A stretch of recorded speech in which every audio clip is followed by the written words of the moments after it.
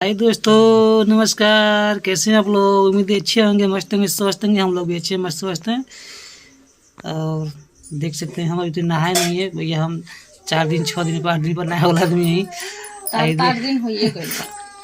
आइए देख रहे हैं, डेली नहाती है। पता नहीं इसको ठंडा नहीं मारता है क्या? काय ठंडा मारी जे नहाला ओकरा ठंडा ना मारेला, जे ना छूते नहाला ओकरा ठंडा छूते हैं तो मारेला। कहती है कि ठंडा लग रहा है। बताइए, पानी डाल के नहाती है। एक बाल्टी दो बाल्टी है, इसको ठंडे नहीं मारता है। पागल हो का हो? पागल कपड़ा हम तो ढील करता लगा रही है। हाँ रे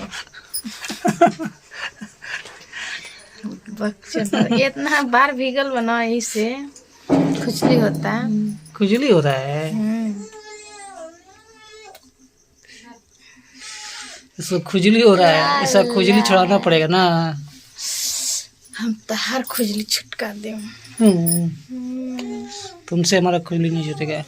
हम करते, हमारा तो एक खुजली भी नहीं करता है ना। ऐसे ऐसे ऐसे ऐसे करला। खुजली किसी को होता है तब ना खुजली होता है। बिना खुजली के नहाए से कपार कर रहता है।